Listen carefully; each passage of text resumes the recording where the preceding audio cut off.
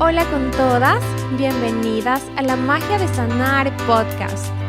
Este es un espacio donde quiero compartirles mi experiencia de sanación interna. Lo que me inspiró a compartir todo este camino es ver cómo hay tantas mujeres creyendo que están solas, pensando que esto solo me pasa a mí, sintiéndose incomprendidas, culpables de no poder encontrar la solución perfecta, la solución final a sus problemas, esa píldora mágica para alcanzar el resultado tan deseado, sin darse cuenta que cualquier problema que repetimos en nuestra vida es solo un síntoma, es la puntita del iceberg, un lastimado en la piel, porque lo que hay ahí, adentro, va mucho más allá de lo que es visible para nuestros ojos. En fin, sea cual sea el dolor que estás viviendo en este momento, quiero que sepas que sí tiene solución. Y lo mejor es que esa fórmula mágica que tanto buscas por ahí afuera está aquí, ahí adentro tuyo, adentro mío, adentro nuestro, adentro de cada una de nosotras. Aquí les compartiré mi cajita de herramientas con todos los recursos que he ido descubriendo a lo largo de este lindo proceso llamado sanación, para que se atrevan a hacerlo, para que se atrevan a cambiar y a transformarse, y así se conviertan en mujeres súper poderosas, que brillen con luz propia y vivan cada día de su vida lleno de magia, con propósito, libres, felices, conectadas con su intuición y sobre todo íntegras y alineadas con su esencia. Me pueden encontrar en Instagram como carlameloc333 y estaré súper gustosa de contestar cualquier duda que les surja y de compartirles mis herramientas mágicas para este lindo proceso. Bendiciones. Hola con todas, bienvenidas a un episodio más de La Magia de Sanar podcast. Mi invitada de hoy es sin duda indomable. Ella es experta en guiarte a sentirte libre, segura y capaz al convertirte en la protagonista de la mejor aventura de tu vida.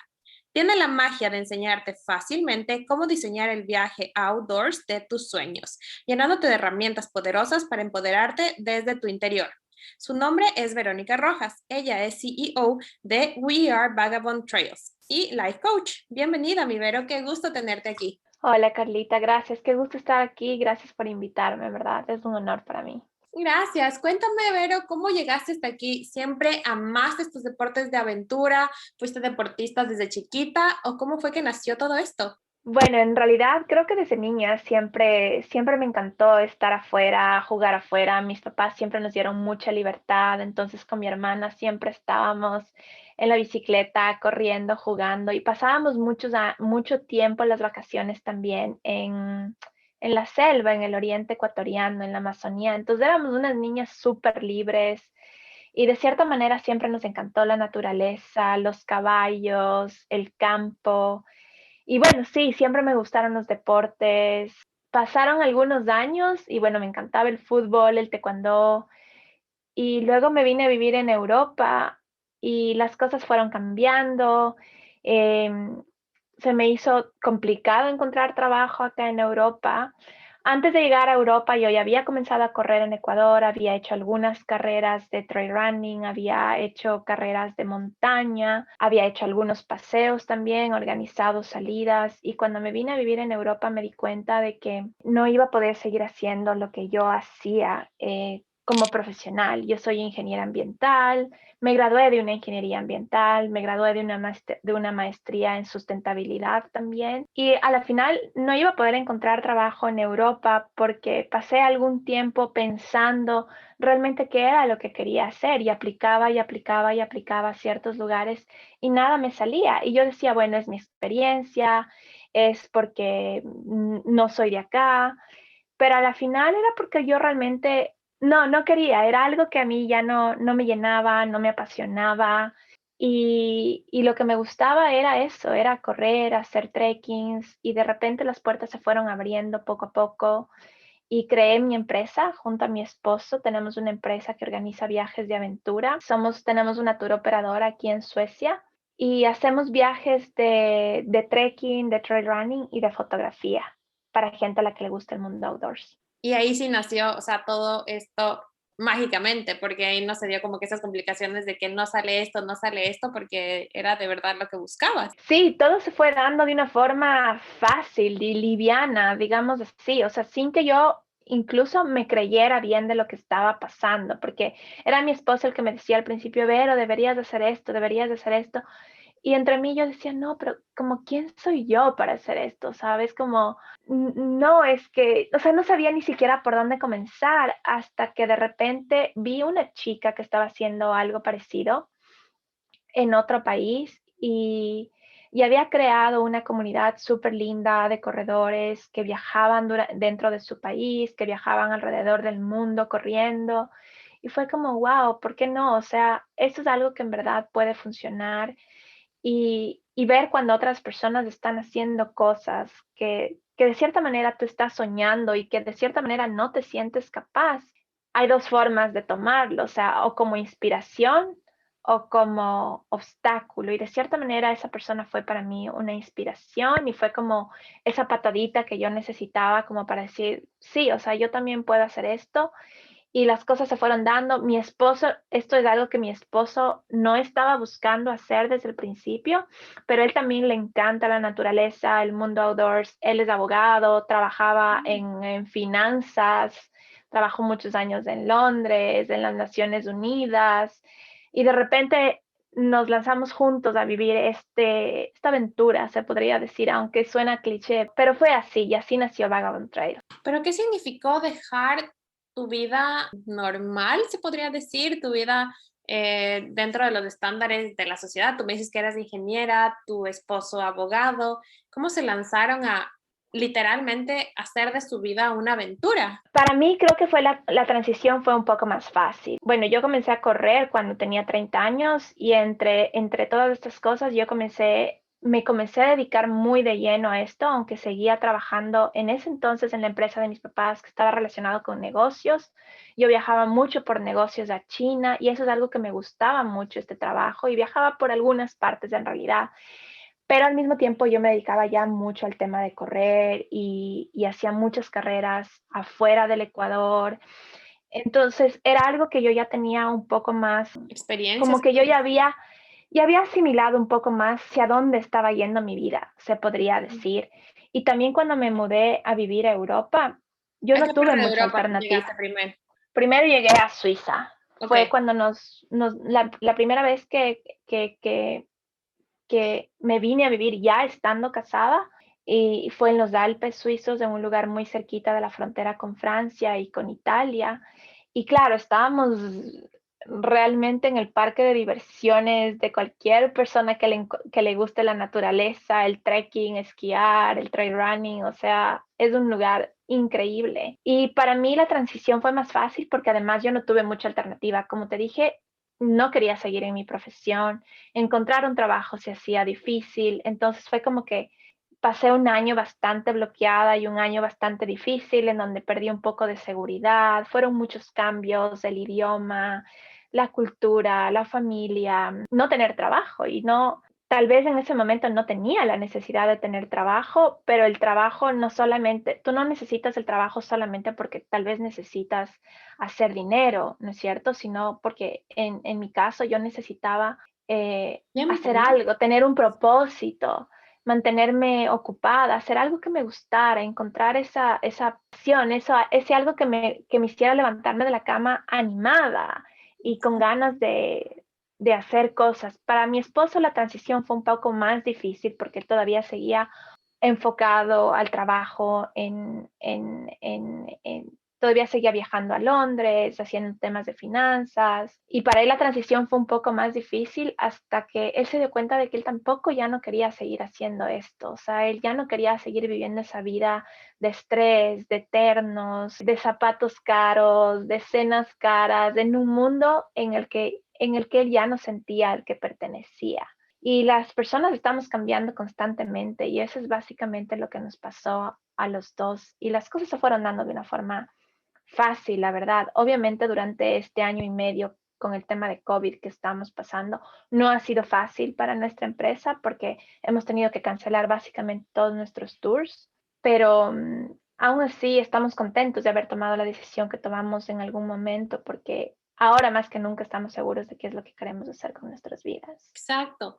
Y gracias a esta empresa fue que tú empezaste a viajar por varios países, o cómo se dio esta decisión, ¿no? De ir como que de aventura en aventura y no centrarte como nos muestran siempre, que es como que, ok, necesitas comprarte una casa en este lugar y hacer tu base. Yo creo que esto viene mucho desde mis papás, viene desde mi educación. Mis papás siempre fueron almas súper libres. Ellos tuvieron su trabajo, trabajaron muchísimo, o sea, comenzaron de la nada y trabajaron siempre mucho, pero tuvieron su propia empresa.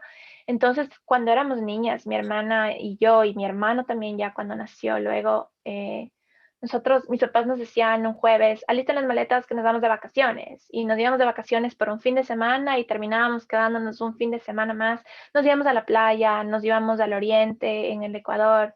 Y, y mis papis nos acostumbraron mucho a esta vida como de libertad. No sé si es que fue bueno o malo, porque claro, faltábamos a veces también a clases, como que en ese sentido, éramos niñitas todavía, entonces mis papis decían, claro, para ellos era más importante que nosotros y que ellos tengan esa libertad de poder viajar, de poder vivir estas aventuras, de estar corriendo por un río y tal vez no estar en la escuela no era tan importante en ese momento. No es algo que pasaba siempre, pero nosotros siempre tuvimos como esa libertad de viajar y la primera vez que viajé fue cuando yo tenía 14 años.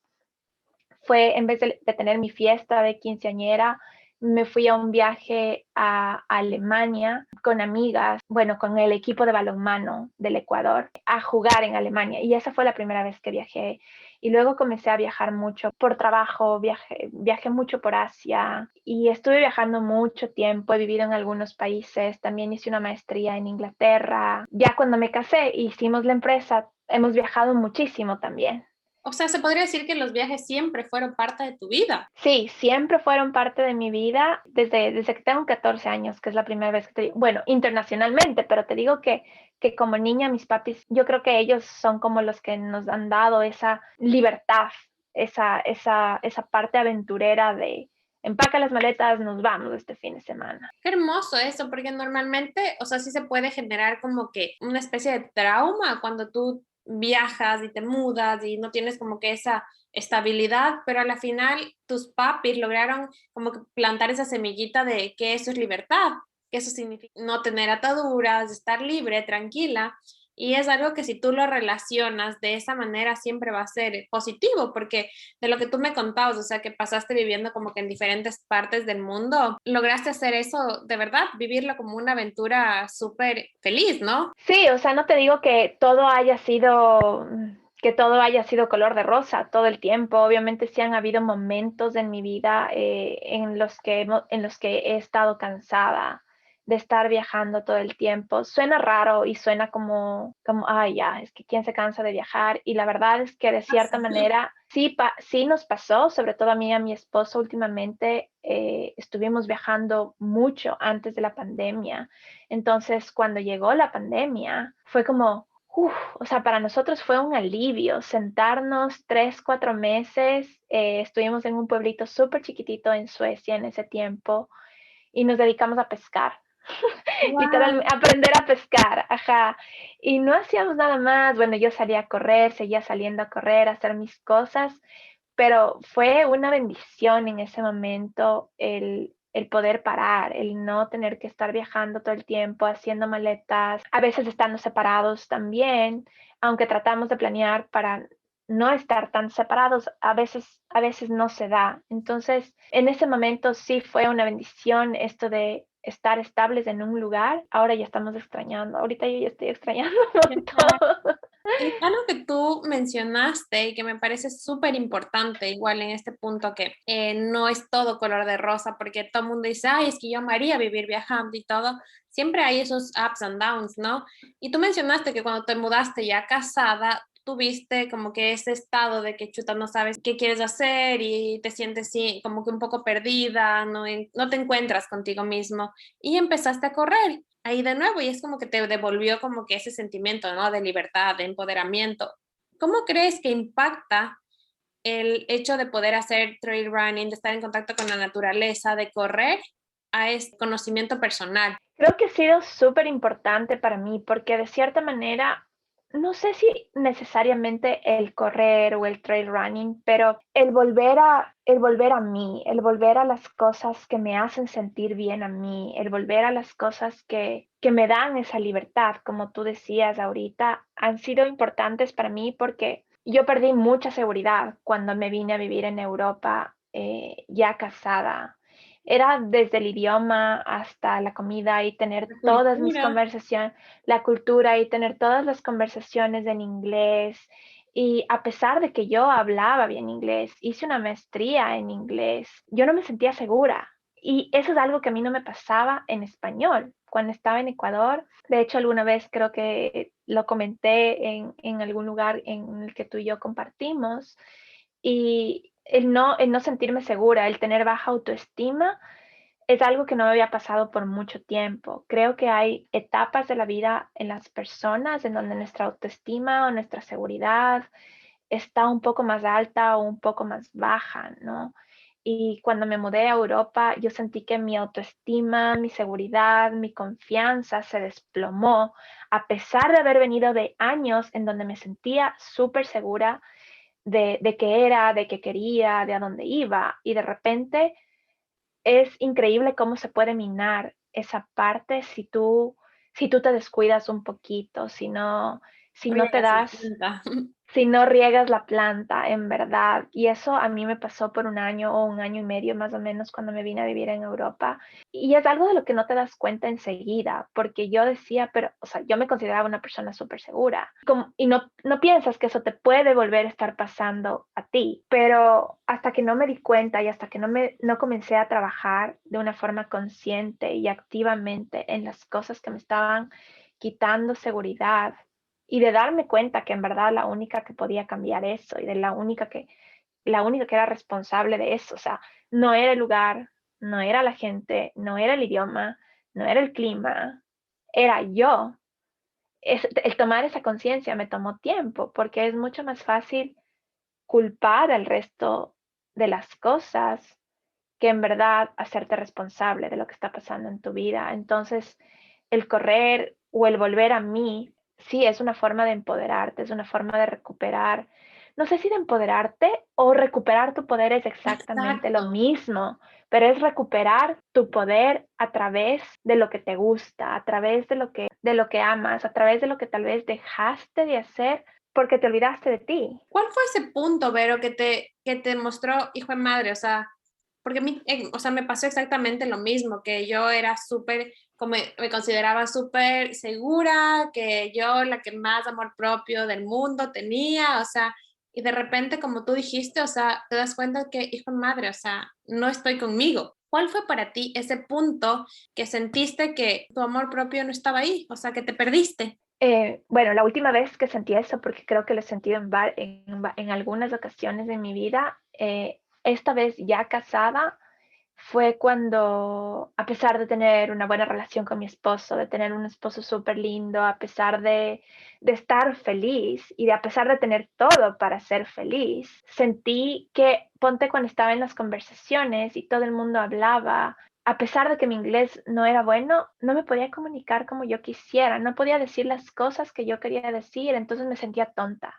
Literalmente me sentía tonta. Ese fue un punto como que, o sea, esto no me puede seguir pasando porque esta no soy yo, o sea, porque me bajaba full la autoestima y mi confianza, y con decirte que tenía miedo a veces de preguntar las cosas, de ir al supermercado y pedir algo, me volví así como que un poco, sí, como cuando no tienes confianza y tienes miedo de preguntar cosas porque no sabes cómo la gente va a responderte o qué te van a decir. Y ese fue el punto en el que dije, no, tengo que hacer algo, esto es algo que tengo que cambiar porque ya no quería seguir así. Pero creo que han habido otros puntos de mi vida, por ejemplo, en donde he estado en relaciones tóxicas, por ejemplo, o en relaciones que no eran para mí, o en relaciones en donde el amor no era completamente correspondido, por ejemplo, y tú piensas que estás en una relación por amor, pero en realidad eso es algo que cuando una relación es tóxica está minando tu confianza, tu seguridad, tu autoestima, de una forma que si en verdad no te das cuenta y tú no tomas las riendas de tu vida, la otra persona en verdad no tiene la culpa. Aquí no hay nadie que te esté haciendo sentir mal, no hay nadie que te esté poniendo los cachos, no hay nadie que te esté haciendo infiel, o sea, eres tú la que estás permitiendo todas esas cosas. Y aquí que dices, Vero, que marcas que en algunos puntos de tu vida no has sentido como que total amor propio cultivado, ¿crees que ha habido un común denominador que tú has aplicado todas esas veces para volver a ti, para volver a tu centro? Sí, creo que siempre ha sido, me ha tomado tiempo a veces darme cuenta de que estoy pasando una situación como esa, pero una vez que me doy cuenta, por ejemplo, a mí me sirve mucho leer libros que te ayudan con todo, o sea, libros de autoayuda, básicamente. Yo creo que los leía desde que era adolescente, desde que era niña, Sí, igual. y eso, te juro,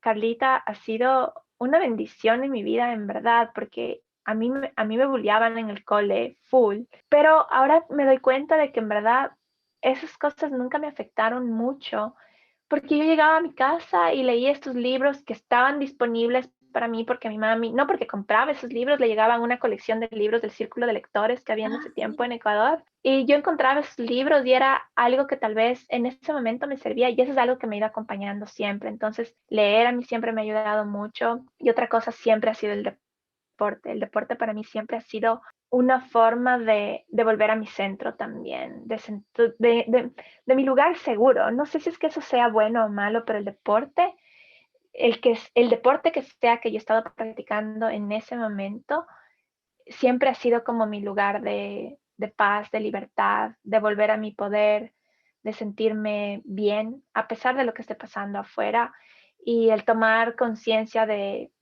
bueno, estoy pasando por esta situación en este momento, y como rendirte y hacer las cosas de una forma diferente, pero requiere de mucho. O sea, he pasado por situaciones muy, muy dolorosas, y creo que requiere de mucho coraje y de valentía, y a veces eso toma tiempo. Totalmente. O sea, ahorita que mencionas cómo fue tu transición esto y cómo tú lo relacionaste con el deporte, yo me acuerdo que cuando yo me enamoré de correr también, para mí el momento que estaba corriendo era como que de verdad me sentía invencible, así, porque hay momentos cuando tú empiezas a hacer carreras largas. Yo me acuerdo cuando hice mi primera maratón, es como que dije, madre, es que ni fregando voy a alcanzar mi primera media maratón, 21. Entonces iba, bueno, voy a hacer como que es una carrera de 5K. Entonces ya pasaba los 5, ya bueno, digamos que es una de 10K.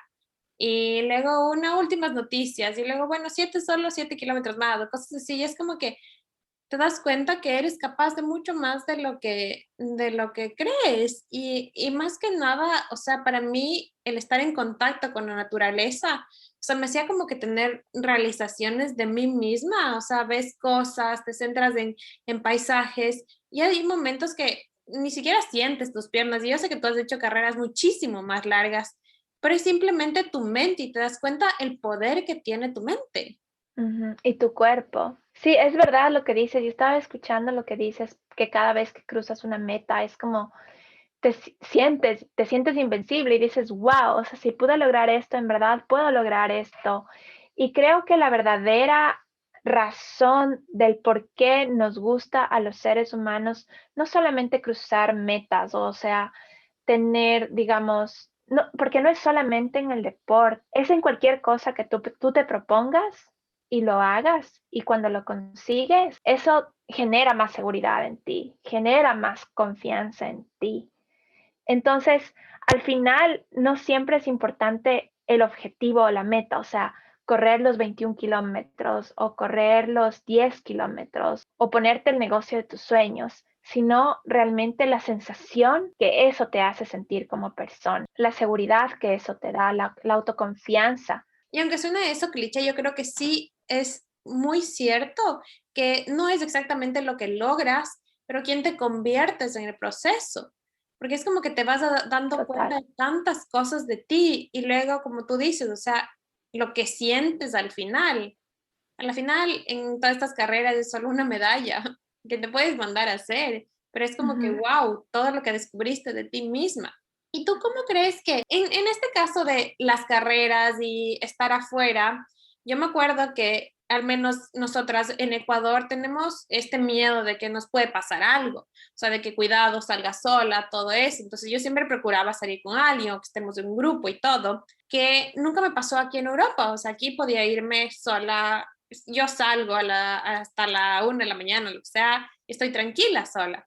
¿Cómo vives, o sea, cómo enseñas esta parte de que estás segura, ¿me entiendes? O sea, de tener como, y al menos yo sí creo que tengo, o sea, no tengo mucha noción del peligro y por eso se me hace más fácil, pero hay muchas chicas que sí les encantaría vivir este tipo de experiencias, pero quizás por nuestra cultura latinoamericana, que es como que más peligro en sí, o sea, no nos atrevemos a hacer esto. ¿Qué crees que se necesita para vencer ese miedo? Bueno, yo creo que depende mucho sí depende mucho del lugar en el que estés y sí hay que ser realistas. Por ejemplo, si tú eres una corredora, si estamos hablando de deporte específicamente y estamos hablando de, por ejemplo, de correr en asfalto, cosas así, y estar en una ciudad o hacer bicicleta y estar en una ciudad, yo no puedo negar que existe un peligro tanto para hombres como para mujeres, probablemente estamos más expuestas. Pero, por ejemplo, lo que a mí me ha pasado en el trekking y el trail running en el Ecuador, porque antes de vivir en Europa, yo vivía en Ecuador y comencé a hacer todo esto cuando estaba en Ecuador y salí a entrenar sola cuando estaba en Ecuador. Pues normalmente cuando estás en lugares de naturaleza, no estás completamente libre de estos peligros, pero estás mucho menos expuesta a cuando estás cerca de una ciudad. Entonces, por ejemplo, tú como mujer, si quieres tener aventuras solas, microaventuras, en donde estás sola, obviamente primero tienes que tener ciertos conocimientos, ciertas habilidades, saber a dónde vas, cómo vas, saber también a dónde estás yendo y elegir lugares. Por ejemplo, ok, quiero tener una aventura en donde estoy sola.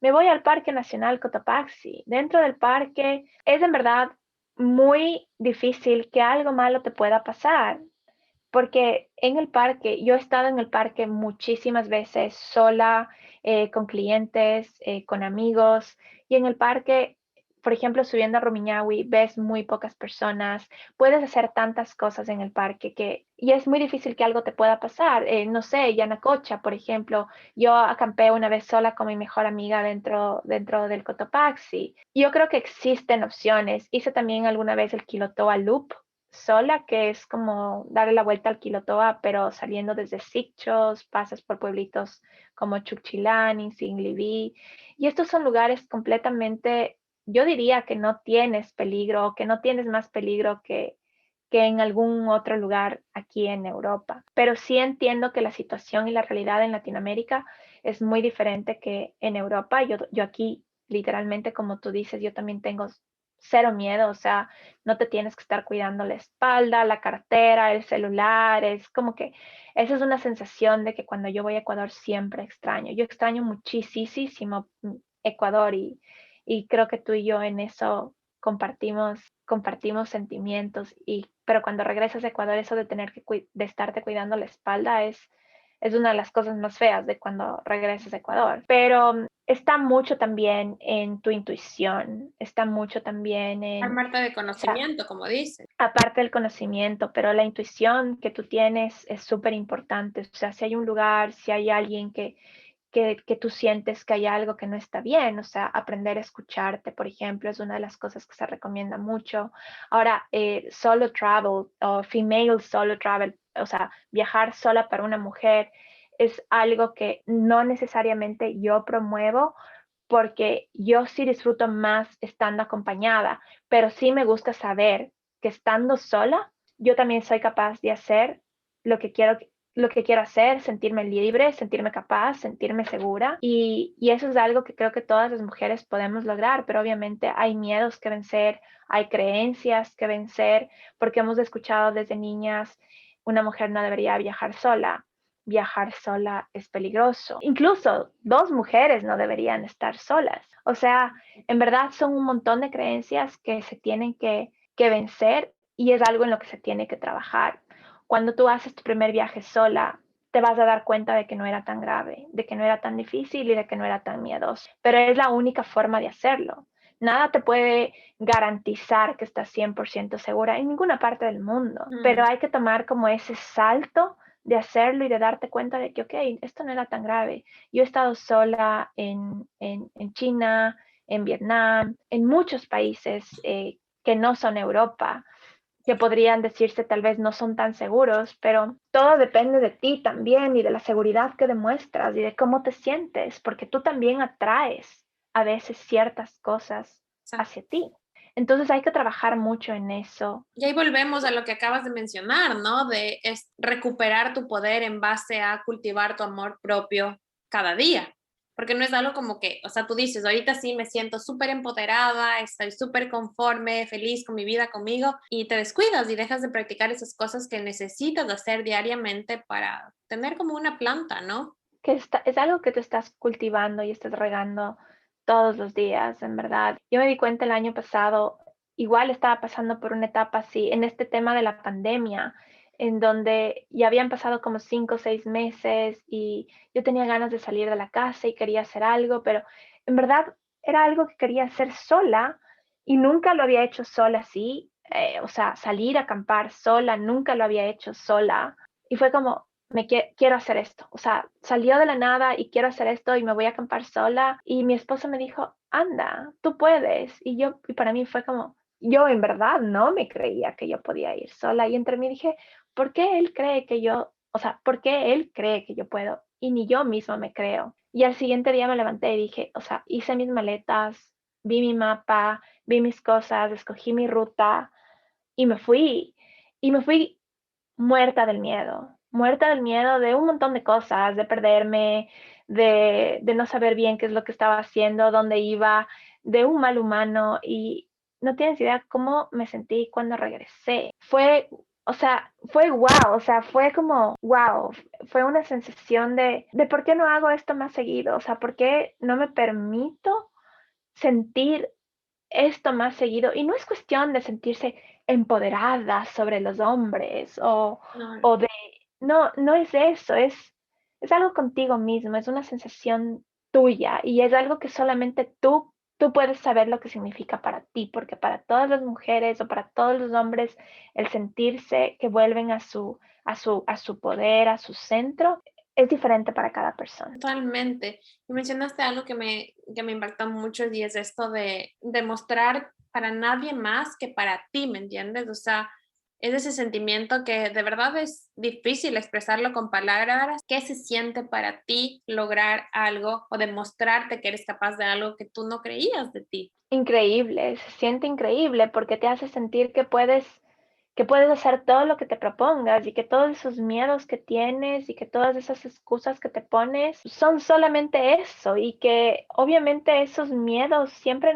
de alguna manera nos están paralizando, nos están deteniendo a vivir una vida más libre. Y no me refiero solamente a un tema de aventura, me refiero incluso en temas profesionales, en temas de trabajo, en temas de familia, en temas de elegir el lugar en donde quieres vivir, en temas de pareja. A veces nos quedamos con una pareja porque tenemos miedo de estar solas o porque pensamos que es amor, pero en realidad es apego o porque nos quedamos con una pareja porque simplemente ya fue, nos conformamos, nos No, ¿verdad? resignamos con esa realidad y no está bien, porque o sea, eso no es vivir una vida que a la final te va a hacer feliz o en una vida en la que al final vas a poder decir, bueno, hice todo lo que pude por mis sueños, hice todo lo que pude por mí, porque incluso si tienes hijos, tú quieres enseñarles a tus hijos el valor de amarte, el valor de darte prioridad, el valor de tener un poco de amor propio por ti. No un poco, mucho amor propio por ti, porque tus hijos cuando son niños tal vez no se dan cuenta mucho de esas cosas, pero cuando son adultos se dan cuenta de esas cosas, se dan cuenta que su mamá o que su papá no se quería lo suficiente. De verdad es algo súper importante esto de estar feliz contigo primero para poder ser buena mamá, buena novia, buena esposa, buena lo que sea. Es primero estás tú. Y, Vero, ¿tú crees que entonces es necesario dejar de sentir miedo para estar segura de ti? No creo que puedas dejar de sentir miedo en realidad. Ah, Ajá, es imposible dejar de sentir miedo. Lo que tienes que hacer es moverte a pesar de ese miedo. O sea, y ese miedo se puede ahora que estoy trabajando con las sesiones de coaching, que estoy haciendo coaching últimamente, y en mi propia vida te puedo decir que el miedo se manifiesta de muchísimas maneras. O sea, el miedo se manifiesta porque procrastinas, el miedo se manifiesta porque dices, tengo miedo a vender, o tengo miedo. Justo hoy día estaba hablando con una clienta y me decía, tengo miedo de poner un precio. Yo tenía miedo a salir sola, o tenía miedo, o tengo miedo ahorita también a, por ejemplo, sacar mi producto. En verdad, tienes que moverte a pesar de los miedos y solamente darte cuenta de que en el pasado, a mí me sirve esto, que darme cuenta de que en el pasado he hecho cosas a las que he tenido muchísimo miedo, y que a pesar del miedo me he movido y las cosas han funcionado. Hay cosas que no funcionan. Igual si no funcionan no importa, porque eso de no moverte cuando tienes miedo y no hacer las cosas que sueñas, eso sí te frustra demasiado. Te frustra demasiado. Y estar frustrada demasiado tiempo por algo que quieres hacer y no hacerlo es como matar poquitito a poco tus sueños, tus ganas por algo, y al final yo creo que eso te pasa factura, porque eso es lo que está minando tu confianza, tu Exacto. seguridad y tu autoestima al final, porque al final todo está como medio unido. Exacto. En esto también yo creo que tiene mucho que ver la libertad, ¿no? Porque ese miedo también te quita esa posibilidad de ser libre. Y libre no quiere decir solo, no sé, viajar a todo lado, sino poder elegir en cada momento qué quieres hacer, sin depender de ese, como tú dices, manifestación del miedo en todo aspecto. Uh-huh. ¿Qué significa para ti ser libre, Ver? Creo que la libertad viene con mucha responsabilidad. O sea, eso es algo que me he dado cuenta y con los años. Tal vez antes ser libre, cuando era más jovencita, no cuando era joven, cuando era más jovencita. La libertad significaba, chuta, ser libre y básicamente hacer lo que quieras, ¿no? Para mí ahora la libertad significa, es una libertad que viene con responsabilidad, es una libertad que, por ejemplo, si sales de la montaña, si te gusta la aventura y quieres ser libre, tienes que tener ciertas habilidades, ciertos conocimientos, tienes que estudiar. O sea, si tú sales a la montaña con un grupo de amigos y vas siguiendo a un líder sin saber a dónde vas, sin saber qué es lo que estás haciendo, sin saber cuántas horas te faltan, no creo que realmente no creo que realmente estés siendo libre, porque estás siendo una pasajera de alguien más, cuando en verdad tú puedes estar con ese grupo de amigos y saber un montón de cosas y seguir a un líder, pero al mismo tiempo ser dueña de tu aventura y sentirte mucho más libre. Tal vez este no fue el mejor ejemplo, pero a lo que yo quería llegar es como que la libertad implica responsabilidad. Y la única que tiene responsabilidad sobre lo que pasa o lo que no pasa en tu vida, sobre lo que sabes o no sabes, sobre lo que haces o no haces, eres tú. Y para tener libertad hay que tomar la responsabilidad de tu vida. Así de simple. Entonces la libertad no viene fácil. Básicamente, es como que responsabilizarte de las decisiones que estás tomando día a día, ¿no? Total, en todo lo que estés haciendo necesitas tener responsabilidad. Creo que las dos cosas van de la mano. Ahora cuéntame, Vero, me encantaría que nos des 3 consejos, tus 3 mejores consejos para alguien que no se atreve a vivir una aventura, que sueña por miedo. Uno, yo me preguntaría, una cosa que a mí me sirve mucho es realmente qué es lo que quieres sentir una vez que hagas lo que quieres hacer. O sea, no el por qué y no realmente un resultado, o sea, sino para qué. O sea, cuáles son tus valores atrás de eso que quieres lograr y que te está dando miedo. Entonces, por ejemplo, si yo quiero, pongamos un ejemplo de una carrera de 10 kilómetros y me da miedo, pero igual me voy a lanzar, pero tal vez, como te decía antes, correr los 10 kilómetros no es realmente lo que quieres lograr. Tú lo que quieres lograr es sentirte fuerte, quieres lograr satisfacción personal, quieres lograr tal vez empoderamiento, o tal vez quieres lograr reconocimiento. O sea, todas esas cosas que son valores de las personas y que cada uno elige cuáles son sus valores, son parte de, o sea, encontrar como realmente cuál es la motivación. Esa es una de las cosas. Ese es mi primer consejo. El segundo, decir que las condiciones nunca van a ser las ideales. Nunca. nunca van a ser los ideales. O sea, el momento de empezar, el momento de hacer, el momento de... Perfecto. Nunca va a haber el momento perfecto. Entonces, eso, moverte a pesar del miedo, que vendría a ser como las condiciones nunca van a ser las ideales, así que igual muévete. Y la tercera, no tenerle miedo al fracaso, entre comillas. No tenerle miedo al fracaso porque es mucho mejor moverte y no tener los resultados que esperabas a no moverte, porque el no moverte genera una frustración horrible. Y el moverte, aunque los resultados que tuviste no fueron los ideales, tal vez no te deja con la mejor sensación, pero te deja con un montón de enseñanzas. Totalmente. Y Vero, cuéntanos si tienes alguna práctica diaria o que lo implementas como que la mayor parte de tus días para mantener y cultivar tu autoestima, para mantenerte en tu centro. Lo que he estado haciendo últimamente bastante, porque no he podido hacer ejercicio por un tema médico, llevo un par de meses que no he podido hacer ejercicio y eso sí me ha hecho mucha falta, pero leí hace un tiempo un libro que se llama The Miracle Morning y, y es un poquito como este libro de que te levantas como el club de las 5 de la mañana. De las 5 de la mañana. Ajá, bueno, pero no, es algo así, pero el Miracle Morning es 20 minutos de la mañana para meditar, 20 minutos para hacer ejercicio y 20 minutos para leer. Entonces me levanto a las 6 de la mañana y hago 20 minutos de ejercicio, 20 minutos medito y 20 minutos leo. Pero la noche anterior dejo una lista de las cosas que voy a hacer al siguiente día.